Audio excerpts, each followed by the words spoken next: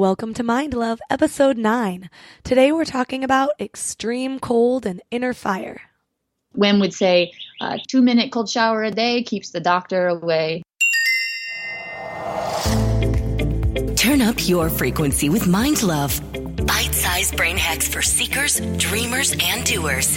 It's time to give your mind a little love with your host, Melissa Monti.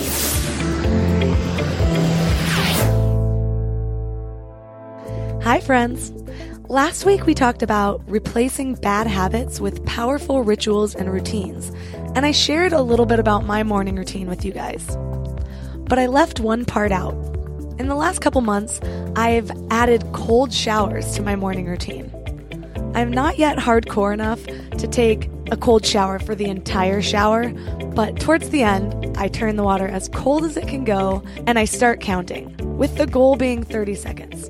Until I reward myself with a hot blast at the end. My husband, on the other hand, has been taking cold showers pretty religiously since 2015. We sort of have an ongoing joke about it because I'll hear him in the bathroom, and I know exactly when he turns that cold water on, because you can usually hear his breathing start to quicken, like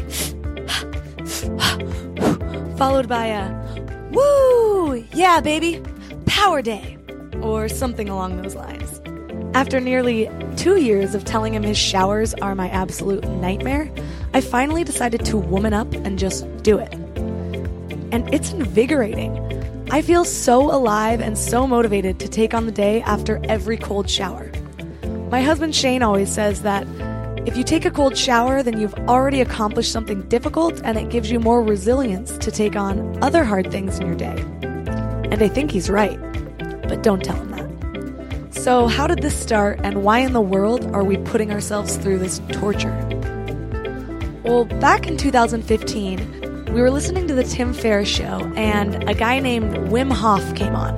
He's known as the Iceman, and he's basically pushed the boundaries of everything we knew about what the human body can withstand. He currently holds 26 world records, including for the longest ice bath. He's climbed both Mount Everest and Mount Kilimanjaro wearing nothing but shorts and shoes. And he broke the ice endurance record by standing fully immersed in ice for an hour and 52 minutes. I, however, put my feet in the Pacific Ocean on a warm day, and they're throbbing within seconds. If that didn't already knock your socks off, here's a couple of his other party tricks he's thrown out there. He ran a full marathon in a desert without any water, and he can run at altitude without suffering from any altitude sickness. So unless he's just some masochist, what's the point? Why put yourself through such torture? Wim Hof's goal is to show people that you can voluntarily influence the autonomic nervous system. So think heart rate, blood pressure, and even metabolism, which is something that we've always believed to be impossible. To add another pretty epic told you so to his logbook, in 2011 he was injected with toxins, under doctor supervision of course, to show that he could control his immune response. And he was able to raise his cortisol levels and lower blood concentrations using just meditation and prep techniques. About a month ago, I found out that Wim Hof was actually in town holding a workshop where he will teach you about his method, breathing technique, cold exposure, and mindset. And in a grand finale, everyone gets to challenge themselves by immersing in an ice bath under the supervision of Wim Hof and his team. I had just missed it, but somebody I knew went and he ended up giving me the deets. But I was curious to know what the ratio was of men to women, and unsurprisingly realized that a very small percentage of the people that attended were women. As cool as I thought it would be to have Wim Hof himself on my podcast, I became even more interested in the female side of it all and how they react to the workshops. After perusing Wim Hof's website for a while, I found one female instructor that seemed to dominate the workshop section of the website. I reached out with my fingers crossed, and I'm so lucky that she said yes, because she has an amazing story. Her name is Elizabeth Lee, and she goes by Ely. When she was just a teenager, tragedy hit and her life changed forever. and she was told that she'd never be able to function the same way. But with the help of the Wim Hof Method, along with a couple of other alternative holistic methods, her body and mind are in better shape than they've ever been. I'll let her tell you all about it. So today, 3 key things we will learn are how to find empowerment through an ice bath, how exposure to extreme cold could keep us healthier, and safe ways to get all the benefits of ice baths at home without the hassle of an actual ice bath, because that shit's expensive. So let me welcome Wim Hof instructor, survivor, inspirer, and all-around badass, Elizabeth Lee. Ely, before we get into your amazing story, can you explain a little bit about what the Wim Hof Method is? Sure. Yeah, the Wim Hof Method, it's comprised of 3 parts. We work a lot with the breath, the cold, and the mind. And so neither of those 3 individually are new practices. But what Wim Hof has done is that he has brought those 3 together, those 3 pillars that create a really strong support in providing wellness for the individual practitioner. How did you discover Wim Hof, and have you always been interested in these sort of extreme type activities? So when I was 17, I was involved in a car accident where I broke about 15 to 20 bones, if you count the little ones, and collapsed a lung. So for about 3 years, I was exactly what Western medicine said I would be. I was broken and depressed and really not functional. So I started seeking alternative methods. And I experienced a breath practice from a teacher at the time that blew my mind. And afterwards, I went up to him and I said, "What was that? And where did it come from?" He said, "Oh, this crazy man, Wim Hof." So I immediately find the man. This is 5 years ago. So I was an early adopter of the method. And I went into a workshop with him in California in 2013 and have been full on ever since. How long ago was your accident? 13. It'll be 14 years in May. When you got into your accident, what was your life like at that time? And how did it change your visions of the future? Oh, let's see. Yeah, that's a heavy one. So I was 16 years old. The accident happened the day I turned 17. It was on my 17th birthday.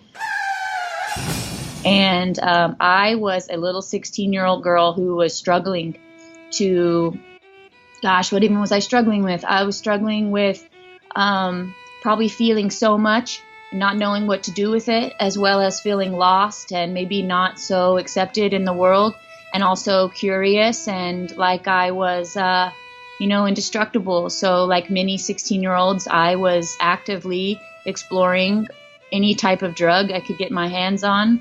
And I was, at that time, very much, I would say, asleep and scared and didn't know. So that accident, to take me out of that drug realm and put me in bed for 3 months, where my friends, after a couple weeks, they were gone doing drugs, and my family's there taking me, taking such good care of me as I can't even move in bed for 3 months is a big eye opener. And I got to learn a really valuable lesson at a younger age. And then it further propelled me into seeking these methods that I wouldn't have needed, until maybe my older years.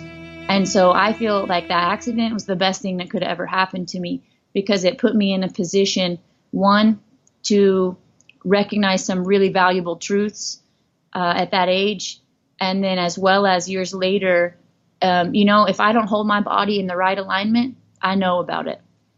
Whereas most people don't, some people, I shouldn't say most, some people, they don't start to experience the degeneration of their body until maybe age 40, 50. So then they get curious. But now, at age, in my 20s, I had to get real curious real fast. And so for me, probably one of the best things that could have ever happened. Wow. As a yogi, I have so much gratitude for the functions and movements of my body, so I couldn't imagine. I mean, I broke a toe once and I was devastated. What was your healing process like? How long did it take until you started to feel like new? Well, so I was in bed for about 3 months, and then you're up and you're in a wheelchair and then you're on crutches and then et cetera. I spent my senior year figuring it out. And I was younger, and so being younger, I was also grateful to have an accident at that age as opposed to older. I healed up rather well. Resilient we are when we're younger. And but then after a couple years, I can walk again, but they're like, you're not going to be able to run. You're not going to be able to jump. You're not going to be able to blah, blah, blah, blah, et cetera, et cetera. And that's when I started to notice like, oh, I'm 18 and I'm old. Like I can't function the way an 18-year-old can function. And so that's when I let that go. They give you pharmaceuticals and such too, so I'm a little depressed. I'm on all their medicine and just icky. And then a couple years, I had a couple of events that woke me up and then just said, I don't have to accept this. This does not have to be how it is. What else can I do? And then I find yoga, qigong, tai chi. I start changing the way I eat, et cetera, and little light bulbs, starting to get brighter, brighter, brighter.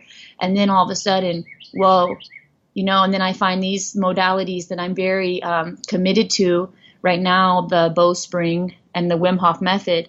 And these practices kind of gave me permission. Wim Hof Method specifically, it's like you can get really uncomfortable and benefit a lot from it.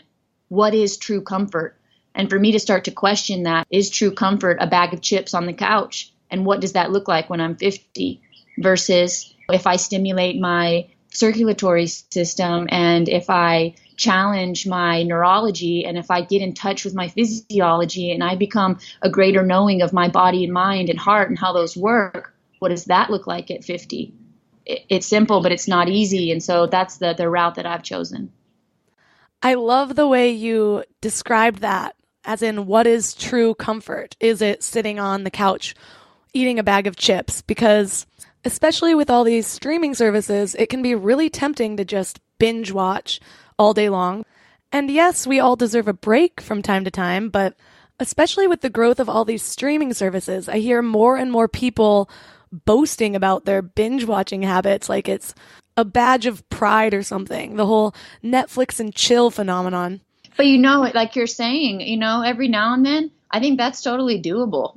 Binge watching some Netflix with your family, etc., after you just worked your ass off for a month or two, that balances and becomes nurturing and sweet. But you're right, it becomes addictive. And especially the younger ages, these, now, they get used to that screen and it's a challenge to just have the balance. You mentioned something called the bowspring method. I haven't heard of that. What is it exactly? It's a postural alignment system, similar to a yoga, but very different, the alignment.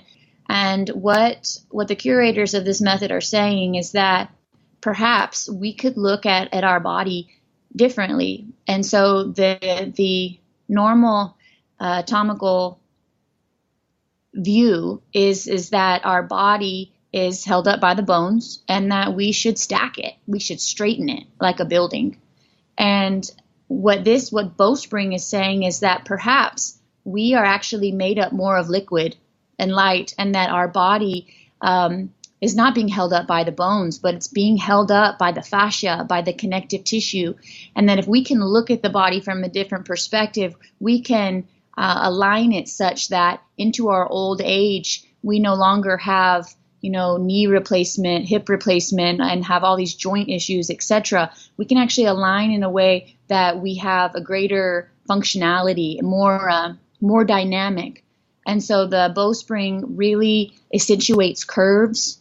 The body gets to be very curvy. We have focused a lot on the back body. We allow the back body to have equal amount of attention as the front.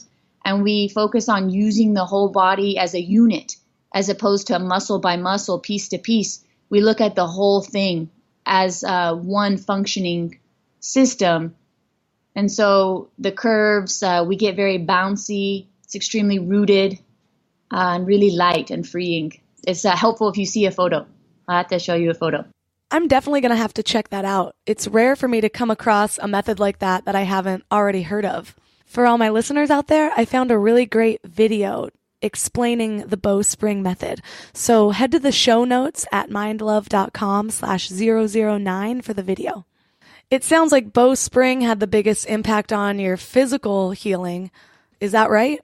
That alignment in my body. So I had, 15 to 20 physical breaks and shatters and such. So the Wim Hof Method, they don't expand a lot upon the physical posturing. They do sprinkle it, but the focus is more on the cold and the breath, which there's plenty there. But those mixed along with the postural alignment to me became like full circuit.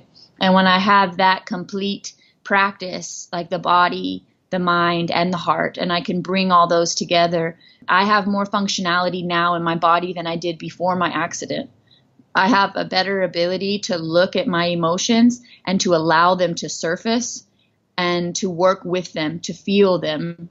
Wim Hof often says, feeling is understanding. That was one of the things he said to me at first that caught my attention, that this ability to feel that I had been running away from was actually one of my bigger strengths. It sounds like these methods had as big of an impact on your mindset as it did on your physical body. Compared to before the accident, what's the biggest mental difference that you feel now? Now I'm more awake, and I also have that trauma as a stimulus to continue on forward. And as I get more functional and feel better, then I get more excited and I do more practice. I'm motivated. I'm inspired. I feel it working in myself. I see it working for others. And as I watch that, I don't need science to tell me what's functional. I get to feel it and see it every day. A big focus of the Wim Hof method is extreme cold exposure, as in submerging yourself in a tub of ice. I get cold below like 69 degrees. Just taking a cold shower was a huge mental hurdle for me. Can you remember what your very first ice bath was like? I can. It was at that workshop in California, 2013. And my thought, it was a 2-day workshop. So we did an ice bath the first day and the second day. And my thought on the first day was, I'll just poker face it. I'll just get in and out. It doesn't matter how bad it hurts. I've already been in pain. That's not a problem. And I'll just get in and out and I'll be done. And so I got humbled, and I got taught that day that I was extremely terrified of the cold, and that my physiology was not in a place that I was able to do those things, that I thought I could just push through it. And I had a lot to learn that day. So that night I was terrified of the next day, and my ego and me not being able to perform this simple task that everyone else around me makes look so easy, et cetera, et cetera. And for about the past 5 years, I've been on that journey of rebuilding my relationship with this element of the cold. What's it like for you now? So I have been, I'm a native Texan, and right now I'm local to Denver, Colorado. And one of the reasons, I have several, but one of the reasons or benefits that I moved to Colorado was so that I could have a cold shower effectively every day to train with and to practice. The cold showers in Texas, especially in the summer, they're 70, 80 degrees. But 5 years ago, that 70 to 80 degree shower was very challenging for me. And I was scared of even a Texas cold shower. And now over 5 years, I can take a Denver cold shower without the hot factor, taking a hot one, first and changing it to cold. I can take just a straight Denver cold shower, which is, 40 degrees or so, especially right now in the colder months. And I can do that without a ton of fear. So that was a huge transition for me. I've taken a cold shower in the mountains before, and it stings like 1,000 tiny knives all over my body. I think of myself when I'm snowboarding and realize at the top of the mountain that I have one too few layers on.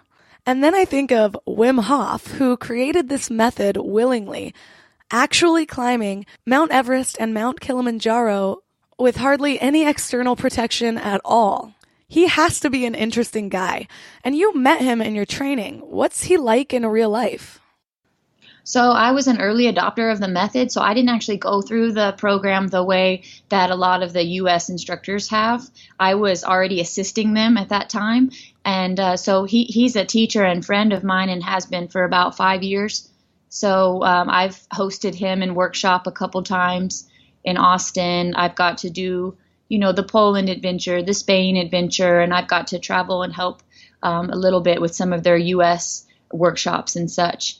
And he's a beautiful man. He's like a big ball of light inside a room that is just inspiring everyone to recognize how great they are and to move forward with, whatever their superness is.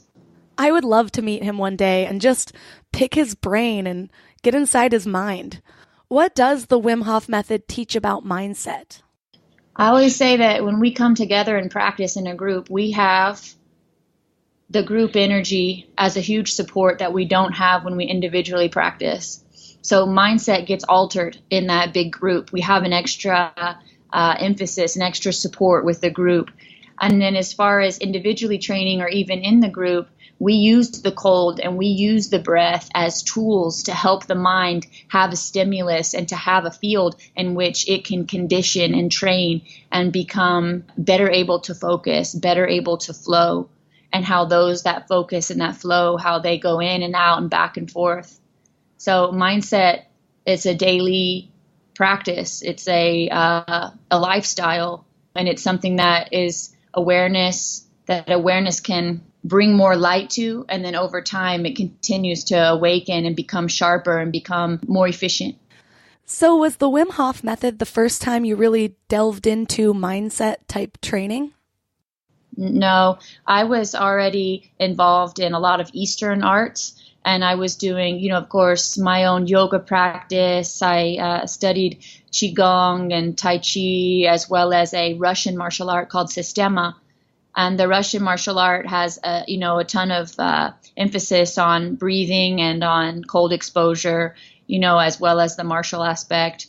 And the Qigong works a lot with, calming the mind and allowing it to be meditative, as well as, yogic practice has pranayama, and they also work with the mind being mindful in different postures, etc. So mindset, to me, it's sprinkled throughout almost every alternative practice, and it's very key. So as we're talking about, the Wim Hof Method involves a ton of cold exposure. And one of the most notable ways is being fully submerged in an ice bath. How often do you take a full-on ice bath? Someone asked me that the other day and I laughed. I said, every time I do a workshop. So when I host a workshop, we have a rather expensive ice bath there. And so I take full advantage of it. But I don't often, make my own ice bath. People ask me that too after a workshop. How often should I do an ice bath? And my answer to that is that the Wim Hof Method isn't necessarily about ice baths. It's about connecting with nature, and it's about being in relationship with that nature. So if you're in Denver and you're going to go for a walk with your dog and it's 30 degrees outside, maybe you put your heavy jacket in a backpack, and then you walk without, with just a tank top on. And you breathe and relax and feel, and you come home and, feel stimulated from that exercise. And, or maybe you, in the Denver, the cold showers are extremely cold all the time. So you just take a little cold shower every day. And Wim would say, 2-minute cold shower a day keeps the doctor away. It's like doing it within the flow of your life and not kind of going out of your way to create this big lavish experience. The ice bath, it's very good, but I wouldn't say one needs to do an ice bath every day, especially if they have access to a cold shower, or if there's snow outside, go stand in the snow for, a few minutes and feel and breathe and come back inside. And that's a beautiful practice. I can imagine. I've seen videos on YouTube where people are taking ice baths inspired by the Wim Hof Method. And I was inspired to do it also until I started thinking about, how am I going to lug all of this ice in my house? Definitely seems slightly impractical. Yeah, and expensive, It's just, it's a great practice, but I just don't feel the benefit of the method. There's so many other ways to connect, with the earth, and to actually let nature offer you what's already there, and to give kind of a homage and respect to the nature in that way, anyhow. A big reason that I reached out to you was for the female perspective. So During a workshop, what's the ratio of men to women usually? There's always more men, substantially. So it's usually, I would say, if there's 20 men, there's going to be about 3 women. How do the women usually respond? I know you mentioned you had a really hard time going into the ice bath for the first time. Is that pretty typical for women? My experience from facilitating workshop actually is that women are a lot more capable with the ice bath, actually. They just don't know it. Hell yeah, ladies. My body, I think, I've spoken with Wim about this as well, and he's confirmed that from my accident, I have certain traumas and certain physiological things that are sensitive and repairing, and that the ice is a tool for me in that way. It's a little bit more challenging for me than, say, someone who, hasn't been really busted or who hasn't had certain traumas, etc. We're all different and have different physiologies. I just mean to say that I had kind of an added element to work with. That makes perfect sense. I forgot that scars can actually really hurt in the cold. This is probably a little TMI, but we're in the trust tree here. And I got a boob job when I was younger. Not necessarily something I'd do again today because I'm trying to go more natural with everything, but it happened. They went in through the nipple, which on one hand is awesome because you can't see a scar at all, but on the other hand, in cold weather, my nipples will be throbbing. It took me about 3 years to understand what was even going on, until a friend of mine was attacked by a dog and suffered a lot of scarring on her legs, and afterward, every winter, she would just talk about this pain from the cold weather and the scarring. But anyways, back to Ely. But oftentimes what I'll see is a boyfriend comes to the workshop and has his girlfriend and she'll say, "Oh, he made me come." Most women would be elated to be able to say that about their boyfriends. Just kidding. And I'll say, "Oh, okay, well, you're of course not, you don't have to do any of this. You can just be in the space and experience. And at any point, if you want to chime in, you're more than welcome." She's like, "Okay." And then at the end of the workshop, she's like full on in the ice bath, neck down, just looking like a little zenned out goddess, and then she gets out with bright eyes and it's like, yeah. And you can just see so empowered, and that she kind of opened up a spot of herself that she wasn't giving permission to. And then the boyfriends are always kind of, wide-eyed and excited about that.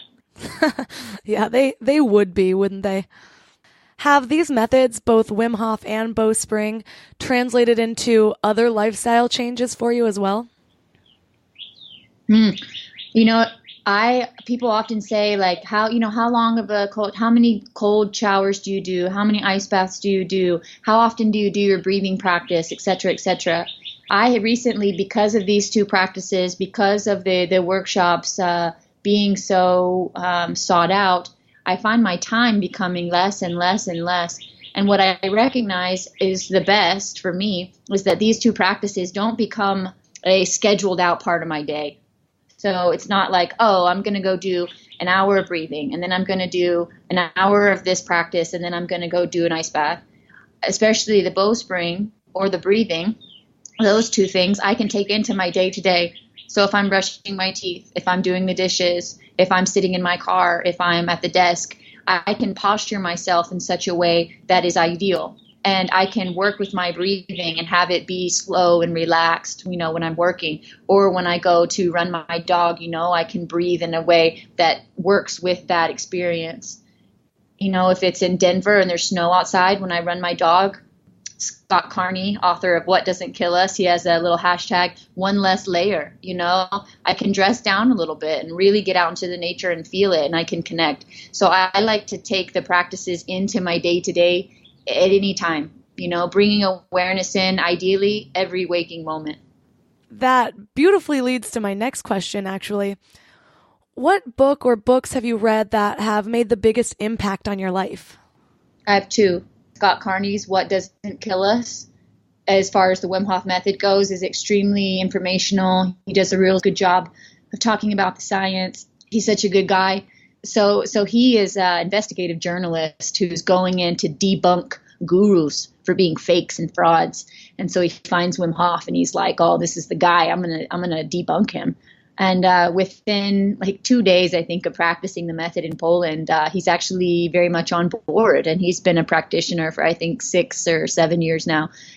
So the book is really sweet in that. And again, he goes really well into the science, which I know is such a hot topic for most people right now. So What Doesn't Kill Us by Scott Carney. And he's local to Denver, Scott is. So oftentimes he comes out and does some open to the public lectures at my workshops and such. So it's such a treat to have him. And another book I would recommend from my personal practice is I mentioned a Russian martial art that I practice called Sistema. And my teacher in Austin, Texas, his name is Gene Smithson. He just recently released a book called Shot, S-H-O-T, Shot. And it's his personal story of healing. And he was shot in an accident 5 times. And he uses a lot of breathing and cold exposure and different really nature type practices to heal himself. And then he offers that experience out. And it parallels with Wim Hof's teaching. And Gene really likes Wim Hof's teaching as well. And so that's one that I would say if anyone who's looking for healing and wants to read more about breathing, it comes from a perspective of someone who's really been through it. If you're interested in the science of the Wim Hof Method, go to the show notes at mindlove.com/009.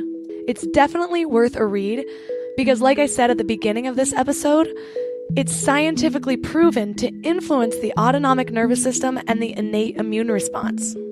And before his method, what Wim is capable of was viewed as scientifically impossible. For example, a scientist named Maria Hotman conducted a cold physiological experiment with Wim as the subject and examined him as he stood in a cylinder filled with 700 kilograms of ice cubes. Normally, under these conditions, an untrained person would most likely die from hypothermia. But Wim never even had the risk. His body temperature remained a constant 98.6 degrees. Or 37 degrees Celsius. And now Maria Hotman fully believes in Wim's ability to influence his autonomic nervous system, which regulates the heart rate, breathing, and blood circulation, among other things.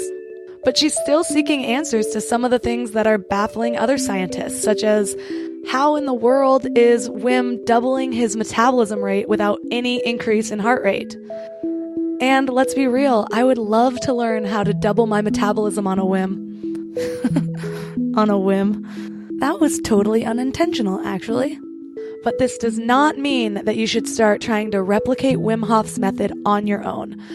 There are some big safety disclaimers with the method, mostly because there is a chance of fainting or losing consciousness while doing any breathing technique.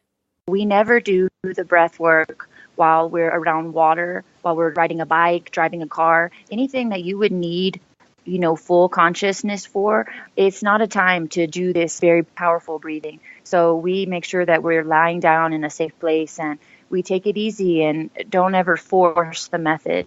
So I just want to say to listeners that it's very important to be very informed of the method and to practice with someone who has a really good understanding of it before they go full in and make assumptions about it, because it's like we're working with nature, Mother Nature. And if we offer her a respect and we come forward knowing that she knows more than we do and that she is far more powerful, then we're safe.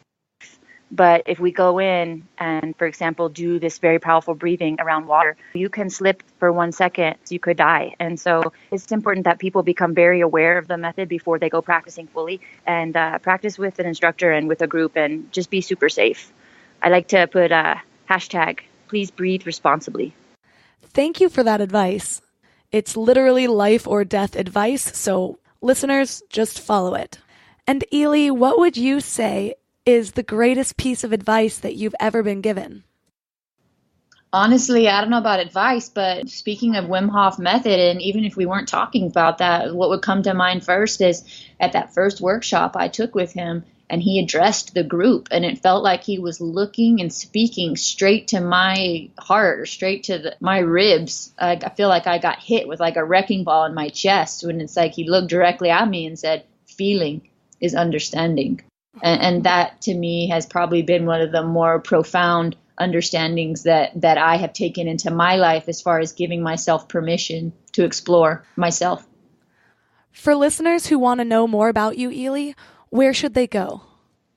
Yeah, just, I'm an instructor of the Wim Hof Method. I, of course, am not Wim Hof himself, and I work independently from their organization, but parallel. I'm in full support of what they're doing, and Wim's mission is to bring happiness, healthiness, and strength to the world, and he wants to make it a better place, and I'm right on board with that. Ely is hosting some Wim Hof workshops in both Denver and in Austin, Texas, within the next month, so if that's local to you, be sure to check them out. She also has a personal website at livelovely.com. That's livelovelee.com. There she shares more about her collection of energetic practices, all geared toward enhancing your quality of life, including both Wim Hof as well as some conscious nutrition tips. All of the links in the show, as always, will be in the show notes at mindlove.com/009. Be sure to check it out because I'm including some videos and resources on both bowspring and Wim Hof, including the science of it all. If you liked this episode, don't forget to hit subscribe, and for bonus karma points, please leave a rating and review. I read every single one of them, and to be honest, they're very encouraging to me as well. If you have any questions or suggestions, or you'd like to nominate somebody that you know to be on the show, shoot me an email at melissa@mindlove.com. Thanks for giving your mind a little love today, and I'll see you next week. Thanks for tuning into Your Higher Frequency with Mind Love. Head to mindlove.com for a free gift to keep your vibes up until next week.